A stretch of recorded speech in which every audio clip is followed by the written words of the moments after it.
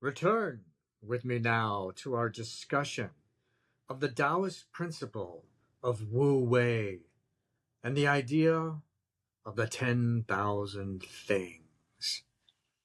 In a recent discussion, I talked about how Lao Tzu mentions the 10,000 things, and it also appears several times in Secret of the Golden Flower, another book you hear me talking about. And the 10,000 things can refer to all the stuff we see in the world, and it can also refer to our perception of the world.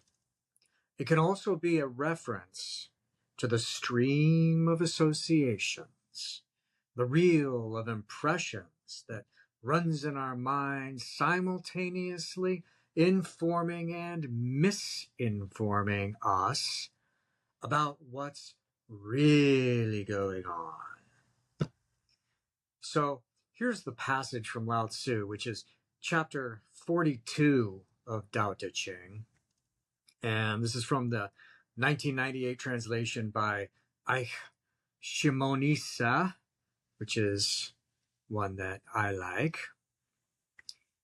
He says, Tao begot one. One begot two. Two begot three. And three begot the 10,000 things. So initially, we're given a top-down movement. The Tao, the Absolute, begins in wholeness and unity. Eventually, this splits into a duality, perhaps creator and creation, perhaps yin and yang, the viewer and the field of the Bhagavad Gita. The push-pull of the duality leads to the arising of a third force. Now, the creator is watching the push-pull interactions of yin and yang. Now, three forces can be seen. Father, Son, and Holy Spirit. Positron, electron, and neutron. Three is a key to creation outside of the creator. The law of three leads to new creations, perpetuating more creations, and allows the law of accident to enter into the scene. It quickly becomes more than anyone could keep track of. Thus, the 10,000 things. And we find ourselves here on planet Earth at the end of this string of cosmic progressions. We're in the soup of the 10,000 things. It is the world we live in, and it lives within us. It is the outer world, and it is our inner world. It is the stream of associations. It pulls in our attention, so we are literally in the stream of associations. Our attention is pulled into it before our attention can even leave our head.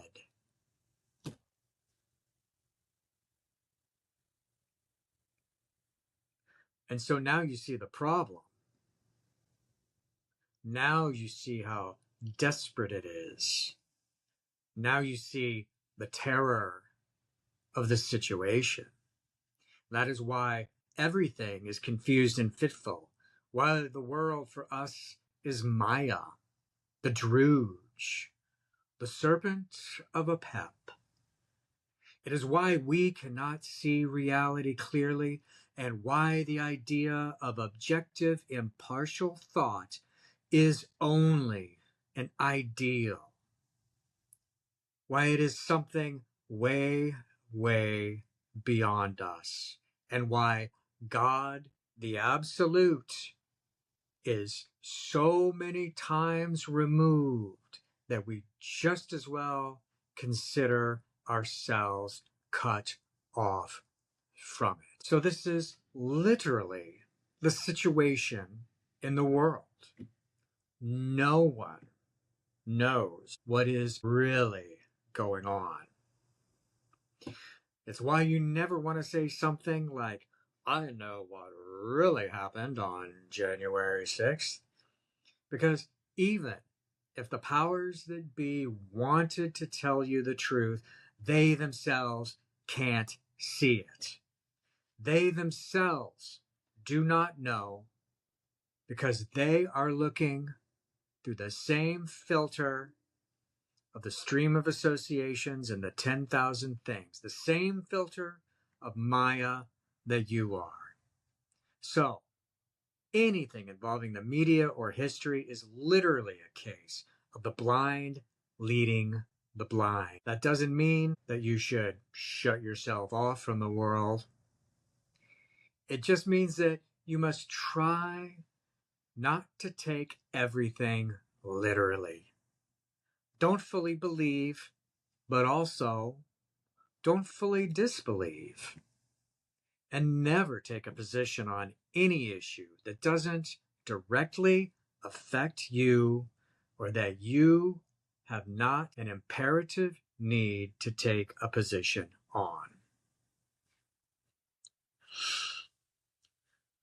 Continuing with chapter 42 of Tao Te Ching, the very next lines read, the 10,000 things carries yin and embraces yang.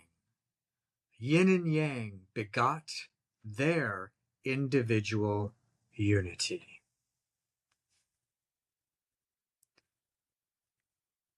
Even all the 10,000 things, all of the stuff and units and atoms that make all that up, each contains the essence of the three before them, the essence of the law of three, the essence of creation. The three contains the initial duality in turn, and the duality still possesses the essence of the unity that gave birth to it. The top-down model becomes a ladder by which we might pull ourselves up and out of the chaos.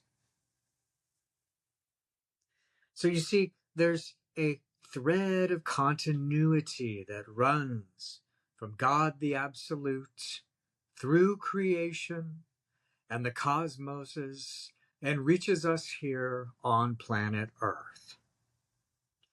We may be cut off from and very far away from God the Absolute, but we still have that little spark of the Creator, that spark of the fire of creation within us.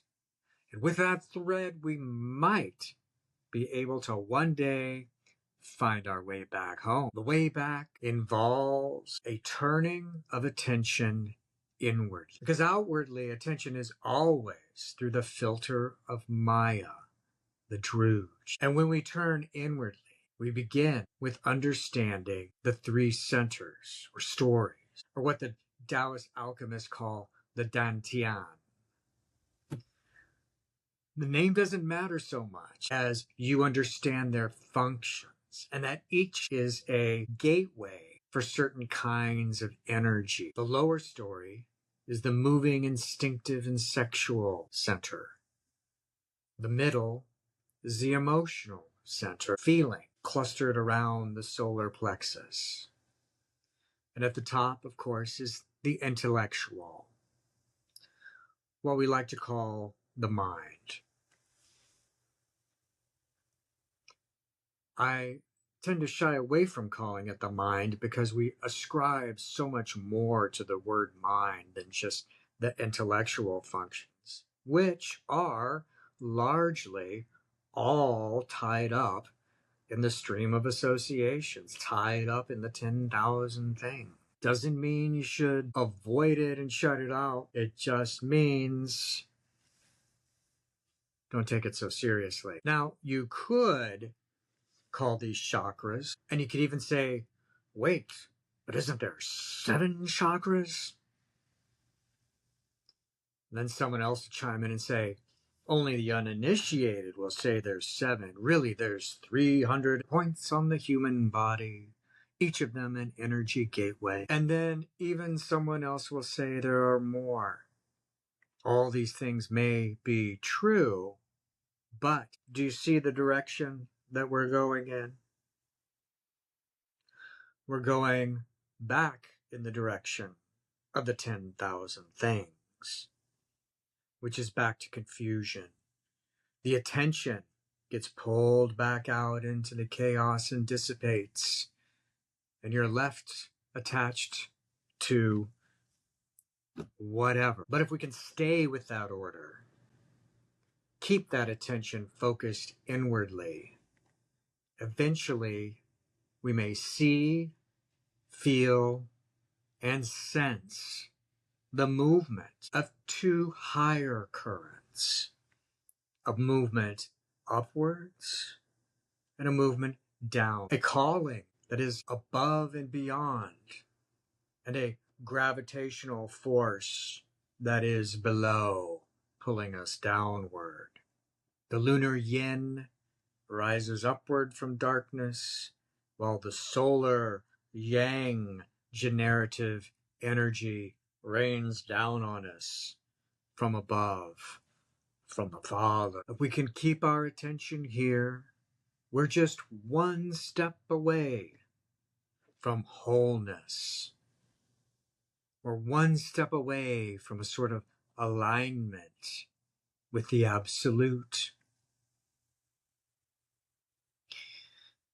But I can't tell you how to make that leap to the One. For as they say, the Tao that can be told is not the true Tao.